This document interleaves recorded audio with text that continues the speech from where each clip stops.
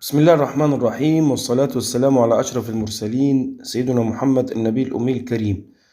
أهلا بحضراتكم في لقاء جديد من فيديوهات بالصوت والصورة اللي بتشرف إن أنا أحملها وأنشرها لحضراتكم من خلال قناتي المتواضعة، قناة مواضيع الدكتور يوسف الأنصاري. وأتشرف وأتمنى من حضراتكم الاشتراك في القناة وتفعيل زر الجرس حتى يصلك كل جديد من جميع الأقسام اللي انتوا شايفينها في القناة. في هذه الحلقة عشان ما أطولش على حضراتكم، أتمنى إنك تسمع الفيديو بتركيز، وتشرفني إنك أنت تسمع الفيديو كاملا، يعني تحضر كده كوباية الشاي، هنحكي مع بعض بالصوت ما يقرب أو يزيد أو يقل عن 10 دقائق عن سبب الهجوم على الشيخ الشعراوي، السبب الحقيقي للهجوم على الشيخ الشعراوي، وإيه الحكاية اللي حصلت، ورد وزيرة الثقافة على الموضوع ده. تمام. وأيضا مين الفنانين اللي هم كانوا هيقوموا بتجسيد دور الشيخ الشعراوي في المسرحية اللي كانت هتتعمل في المسرح القومي. تمام. وطلبات الإحاطة اللي هي اتقدمت، ورد الأزهر، ورد مستشار الرئيس الدكتور أسامة الأزهري. وتقريبا هنعرف من خلال ردود الناس دي مع مين، والرد على قصة ازاي الشيخ الشعراوي يسجد فرحا او يسجد بعد ما سمع هزيمة مصر، او بعد ما عرف بهزيمة مصر في 67. لو حضرتك بتسمعني لأول مرة، أتشرف إنك أنت تشترك في القناة وتفعل الجرس وتدعمنا بالتعليق، وده عشان القناة تكبر وتصل إلى يعني هي حاليا قناة صغيرة جدا، 534 مشترك. أتمنى إنها توصل ل 534 ألف مشترك أو يزيد.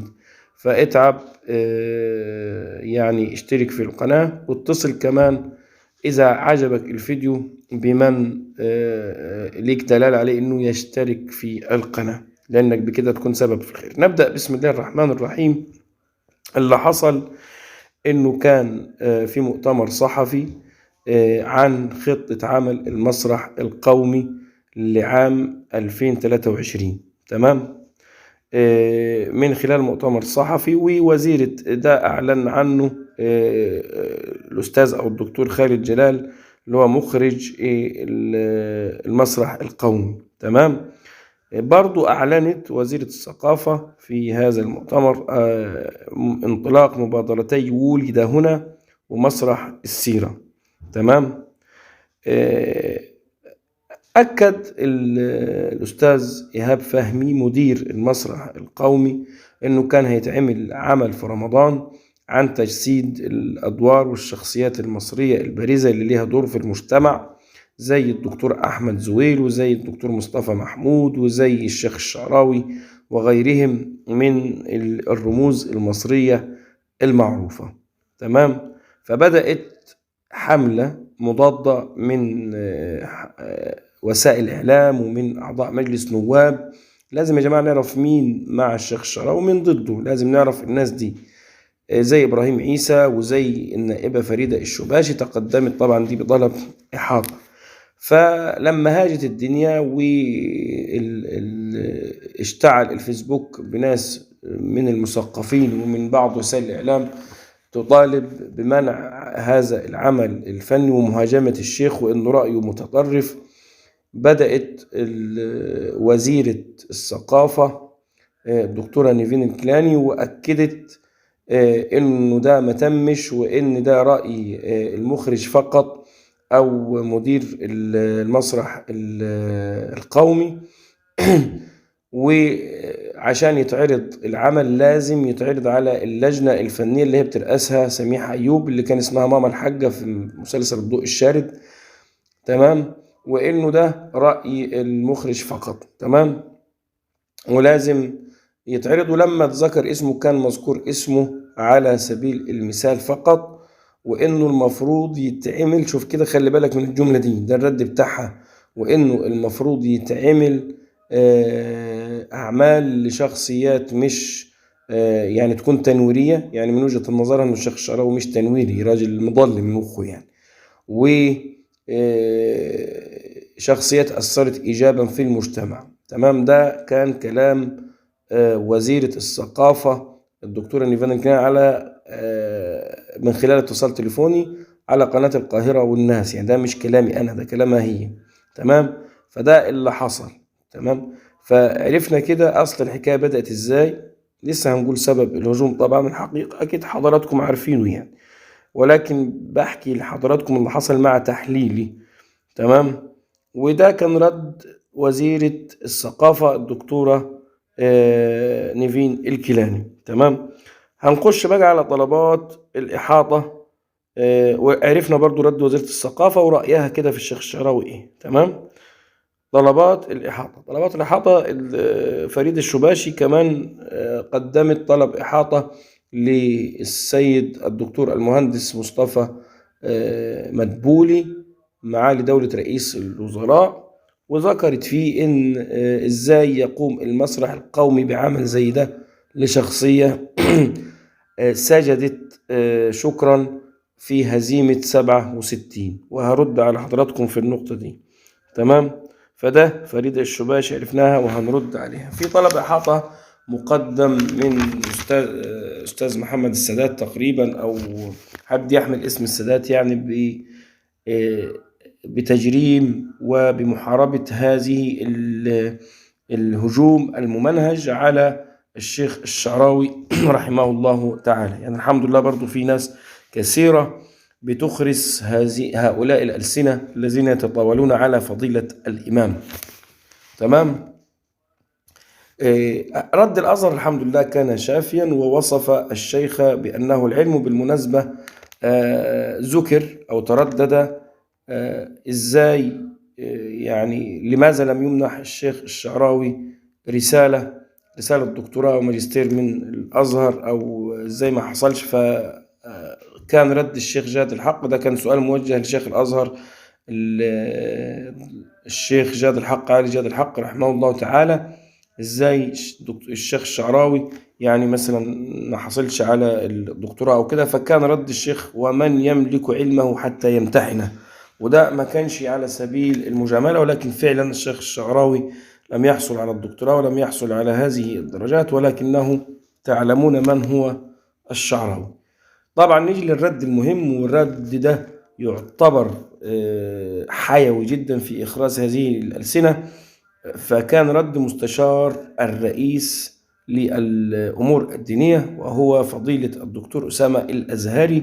مجمل كلامه أنه كان في رده يعني مدافعا عن الشيخ الشعراوي رحمه الله تعالى، وقال في نهاية كلامه أنه لم نجد أحدا حمل السلاح بعد ما سمع حلقات الشيخ الشعراوي، لأنهم هم في الحرب مش تغلين بقى المرأة وضد المرأة وبمتطرف ومش متطرف، بيلعبوا على الحتة دي. فهم سبب الهجوم الحقيقي على الشيخ الشعراوي محاربة كل ما هو جميل، يعني هم عايزين يهدموا الناس ويهدموا حرب كده على الدين شرسة، يهدموا فيها كل جميل وكل رائع. يجي إبراهيم عيسى يهبل، يجي يقول لك ده الشيخ الشعراوي جاب كوباية المية وقال لك لو جريت عليها مش هتعمل ذنب، وانه ده خطأ. لنعتبر يا سيدي انه ده خطأ، هل احنا ابلغناك ان الشيخ الشعراوي رحمه الله تعالى لا يخطئ او هو نبي؟ ولكنه عالم وعالم كبير ويعرف العلماء قدره. فما تيجي تستعبط يا ابو حمالات، شوف قصتك. يعني انا يعني مش عايز فيديوهاتي تكون سبب ذنوب بعد وفاتي، والا ذكرت لك ما يسيئك وما فيه فضح لبعض النساء، ولكن لا أريد أن أذكر ذلك خشية لله وحده. فذكرنا يا جماعة، ديكم عرفتوا القصة، إنه هي مسرحية كانت هتتعمل في المسرح القومي، كانت هتتعرض في رمضان، وكان الفنان كمال أبو ريا كان هيجسد يعني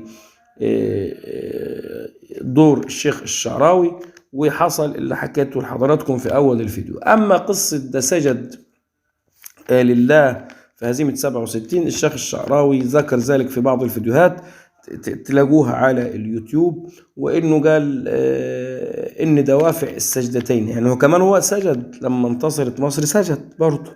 فأنت ماسكة اللي بتقولي لي اللي هي فريدة الشباشي دي ماسكة في كلمة ده سجد لما هزمت مصر، وسجد أيضا لما انتصرت مصر. وقال كلمة جميلة لابنه، لأنه أول من انتقده في ذلك ابنه، قال له لا يتسع ظنك لما بيني وبين ربي، يعني أنت ما تفكرش اللي بيني وبين ربي يعني عشان تتهمني إن أنا فرحت وعايز الهزيمة لمصر.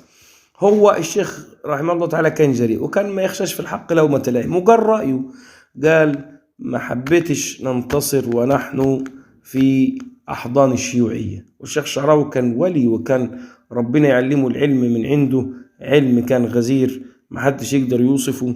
دي أهم النقاط اللي هم أو اللي كانت تخص موضوع هذه الحلقة، من ناحية إيه أصل الحكاية وإيه اللي حصل والردود وهذه التحليلات. عرفنا الحمد لله أن مستشار شيخ الأزهر لمستشار رئيس الجمهورية الدكتور أسامة الأزهري للأمور الدينية رده كان جميل جدا، وكان مدافعا عن شيخ الأزهر، وذكر ما ذكر.